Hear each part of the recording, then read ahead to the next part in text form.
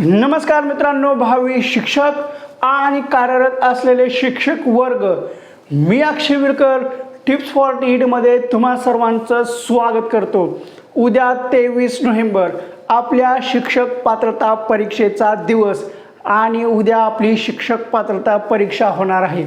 या शिक्षक पात्रता परीक्षेसाठी जे विद्यार्थी, जे अभ्यासार्थी, जे भावी शिक्षक, जे कार्यरत असलेले शिक्षक वर्ग हे सर्वजण बसलेले यांना शिक्षक पात्रता परीक्षेसाठी खूप खूप खूप शुभेच्छा। आता उद्या पेपर आहे म्हणून आज रात्री विनाकारण जास्त टेन्शन घेऊ नका।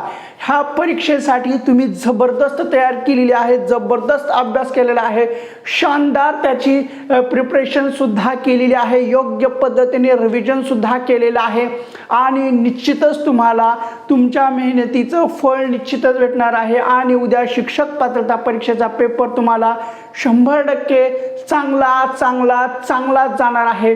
त्यामुळं माझा अभ्यास झालेला नाहीये, मी अभ्यास केलेला येईल का नाहीये असा कोणताही विचार आता अजिबात करू नका।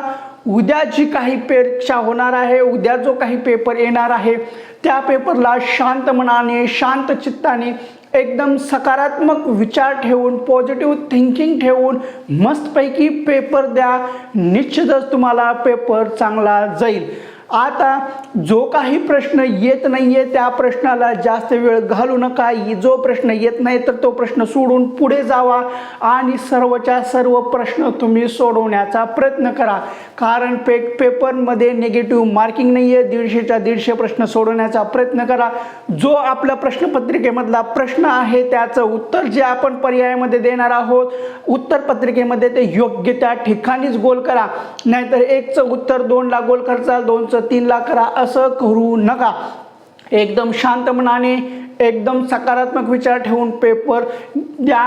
तुम्हाला निश्चितच चांगले मार्क्स पडतील, निश्चितच चांगला पेपर जाईल आणि आपण आपल्या नोट्सच्या माध्यमातून सुद्धा पूर्ण फुलाची पाकळी याच्या माध्यमातून योगदान दिलेलंच आहे। त्याच्या माध्यमातून तुम्हाला 100% पेपर चांगला जाणारच आहे, त्यात काही वाद नाहीये। त्यामुळं आजची रात निवांत झोपा, कसलंही टेन्शन घेऊ नका। हॉल तिकीटवर जे काही सूचना दिलेल्या आहेत त्या सूचनाचं पालन करा। उद्या परीक्षेला वेळेवर जावा, चांगला पेपर द्या आणि पेपर झाल्यानंतर मला कॉल करून सांगा की पेपर कसा गेला। निश्चितच तुम्हाला पेपर हा चांगला गेलेलाच असेल। परत एकदा सर्वांना परीक्षेसाठी खूप खूप शुभेच्छा।